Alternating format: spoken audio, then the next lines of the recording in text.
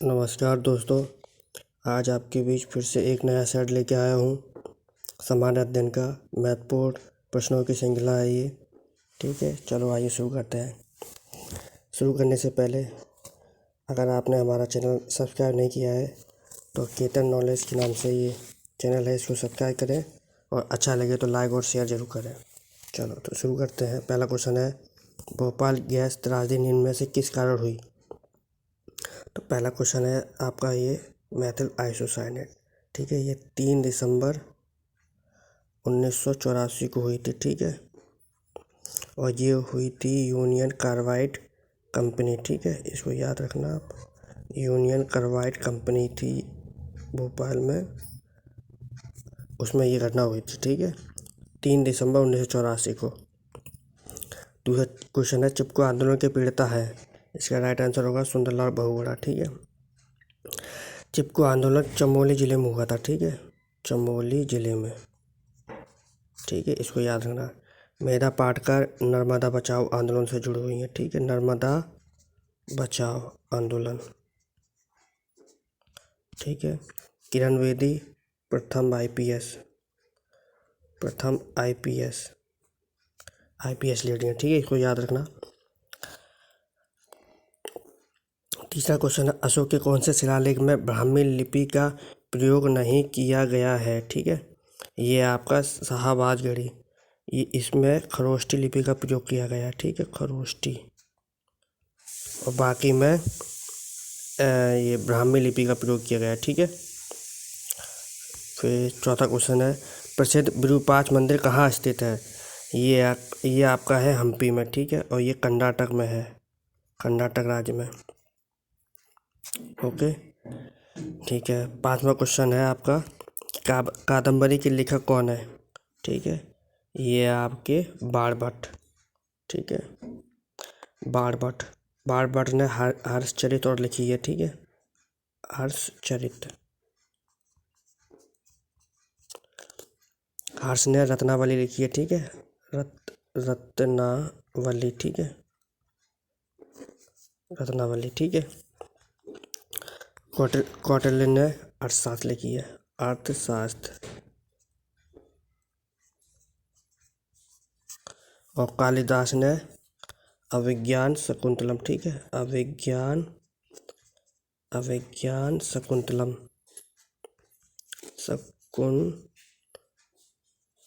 ठीक है, इसको याद रखना। ठीक है, किसके शासन काल में इब्न बतूता आया? ये आया था मोहम्मद बिन तुगलक में। इसने एक किताब लिखी है, उसको हम रहेला के नाम से जानते हैं। ठीक है, रहेला, और ये मोरक्को का निवासी था, मोरक्को। ठीक है, इसको याद रखना। ठीक है, सातवां क्वेश्चन है, विजयनगर राज्य किस नदी किनारे स्थित है? ये आपका तुंगभद्रा नदी के किनारे। ठीक है, विजयनगर जो है उसकी राजधानी हम्पी रही है। ठीक है, ठीक है।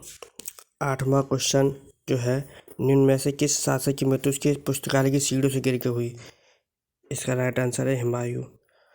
जिस भवन में ये पुस्तकालय था उस भवन का नाम है दीन पनाह भवन। दीन पनाह भवन। ठीक है, उसी भवन में ये पुस्तकालय थे, उसी से गिर के हुमायूं की मृत्यु हो गई थी। नौवां क्वेश्चन है, हल्दी घाटी का युद्ध 1576 में किन के बीच लड़ा गया? इसका राइट आंसर है महाराणा प्रताप अकबर के बीच। ठीक है, शेरशाह हुमायूं के बीच चौसा और कन्नौज का युद्ध, कन्नौज का युद्ध। ठीक है, मोहम्मद गौरी और पृथ्वीराज चौहान के बीच तराइन का युद्ध। ठीक है, तराइन का युद्ध हुआ है, इसको याद रखना। ठीक है, और बाबर इब्राहिम के बीच पानीपत का प्रथम युद्ध। ठीक है, पानीपत का प्रथम युद्ध। ठीक है, सुभाष चंद्र बोस किस वर्ष कांग्रेस पार्टी के अध्यक्ष बने? ये 1938 में हरिपुरा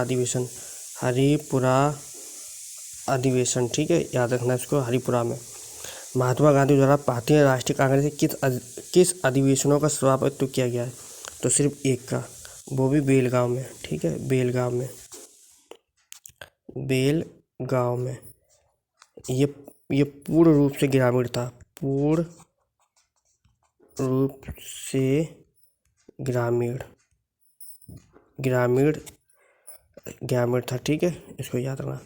बेलगावी एक ऐसा अधिवेशन था जो गांव में हुआ था। इम्पोर्टेंट क्वेश्चन है ये। 12वां क्वेश्चन है, नेताजी सुभाष चंद्र बोस ने आज़ाद हिंद सरकार की स्थापना कब की? यह अक्टूबर 1943 में, ठीक है। 13वां क्वेश्चन है, भारत में किस राज्य में सबसे ज़्यादा बांध है? ये महाराष्ट्र में, ठीक है। बांध में अगर पूछा जाए सबसे लंबा बांध ये आपका होगा हीराकुंड बांध, ठीक है, हीराकुंड बांध, ठीक है। और सबसे बड़ा बांध ये होगा आपका टिहरी बांध, टिहरी बांध, ठीक है, टिहरी बांध, ये उत्तराखंड में है, ठीक है। हीराकुंड उड़ीसा में है, याद रखना इसको। 14वां क्वेश्चन है, प्रशांत महासागर का चौराहा कहा जाता है? ये हवाई द्वीप में, ये संयुक्त राज्य अमेरिका में, ठीक है, यूएसए में है, ये यूएसए में, इसको याद रखना, ठीक है। 15वां क्वेश्चन है आपका,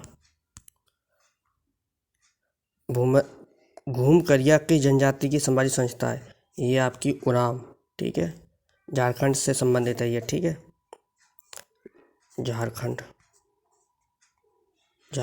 ठीक है।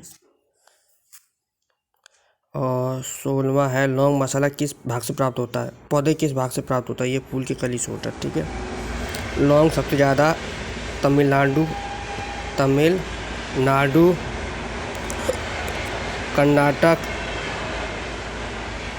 कर्नाटक में ये सबसे ज़्यादा खेती होती है। और लाल मिट्टी इसके लिए उपयोगी है, लाल मिट्टी, ठीक है, लाल मिट्टी इसके लिए सबसे ज़्यादा उपयोगी होती है, लौंग मसाला के लिए, ठीक है, लौंग के लिए। 17वां है, बिरसा मुंडा का क्षेत्र कौन सा है? इसका होगा आपका राइट आंसर रांची। बिरसा मुंडा जो हुआ है आपका सबसे ज़्यादा रांची वाले जो क्षेत्र है झारखंड का, वहाँ सबसे ज़्यादा हुआ है, ठीक है। और ये जो बिरसा मुंडा जो विद्रोह हुआ है वो आपका 1893 से लेके 1900 तक चला था, ठीक है। 1900 बीच में जो समय है उसके बीच में ये चला था। भू स्वामित्व वाली भू व्यवस्था में परिवर्तन के लिए ये हुआ, ठीक है, उसके विरुद्ध था ये बिरसा मुंडा, ठीक है, इसको याद रखना। अक्सर ये क्वेश्चन एग्जाम में पूछा जाता है। रांची ये कहा है झारखंड में, ठीक है। 18वां क्वेश्चन है, द्वितीय विश्व युद्ध के आरंभ होने के प्रमुख कारणों में से एक था? ये आपका राइट आंसर होगा वर्साई की संधि, ठीक है। वर्साई की संधि पर जर्मनी ने 1919 में हस्ताक्षर किए थे, ठीक है।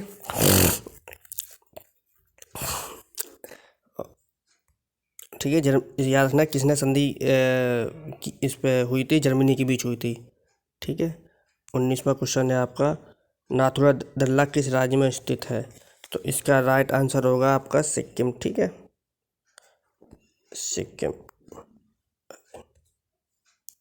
इसका राइट आंसर होगा सिक्किम। फिर और राष्ट्रपति द्वारा राज्यसभा में कितने सदस्य मनोनीत किए जाते हैं? ठीक है, ये आपका राइट आंसर होगा 12, ठीक है। 1980 के तहत जो राष्ट्रपति है वो राज्यसभा में सदस्यों को मनोनीत करते हैं, ठीक है। फिर 21वां क्वेश्चन है आपका, राजा राम मोहन राय ने अपनी पुस्तक एक स्वरवादियों को उपहार किस भाषा में लिखी है? ये आपकी है फारसी भाषा में, ठीक है।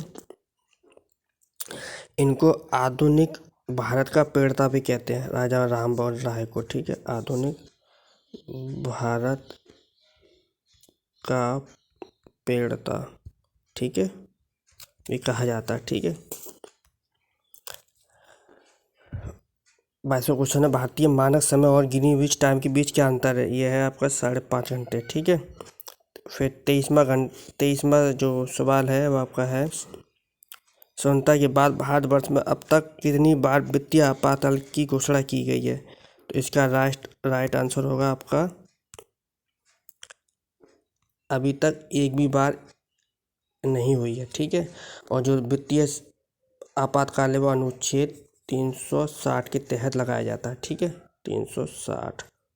ठीक है, 24वां क्वेश्चन है आपका, निम्नलिखित में से किसमें एक लेफ्टिनेंट गवर्नर नहीं है? ठीक है, सिक्किम में, सिक्किम जो है वो 36 में संशोधन, 36 में, ठीक है, 36 में संशोधन द्वारा इसको राज्य का दर्जा प्राप्त किया गया है। ठीक है, संशोधन 1975 द्वारा। ठीक है, इसको याद रखना, ये बहुत इंपॉर्टेंट क्वेश्चन है सिक्किम के लिए। ठीक है, और बाकी ये सब केंद्र शासित राज्य है। ठीक है, सिक्किम ही राज्य है जिसमें सिर्फ मुख्यमंत्री है। ठीक है, और इन सभी में लेफ्टिनेंट गवर्नर चुना जाता है। ठीक है, संविधान का कौन सा अनुच्छेद बाल श्रम के शोषण का निषेध करता है? इसका राइट आंसर होगा अनुच्छेद 24। ठीक है, अनुच्छेद 19 जो फर्स्ट है वो बोलने के लिए है। अनुच्छेद 17 है वो अस्पृश्यता के लिए है। ठीक है, अनटचेबिलिटी। ठीक है, अनुच्छेद 23 वो जो बाल व्यापार होता है बालकों का, बालिकाओं का, ठीक है, उनके लिए होता है ये अनुच्छेद 23। अनुच्छेद 24 है बाल श्रम, जो कारखानों में गैर कानूनी तरीके से या गलत तरीके से उनको काम करवाया जाता है, उसके लिए अनुच्छेद 24 है। ठीक है, आई होप आपको ये अच्छा लगा होगा। अगर अच्छा लगा तो ज़रूर लाइक और शेयर करिए। ठीक है, आगे मैं ऐसे ही वीडियो बनाता रहूँगा, ऐसे ही आप लोगों का सपोर्ट चाहिए। Thank you very much.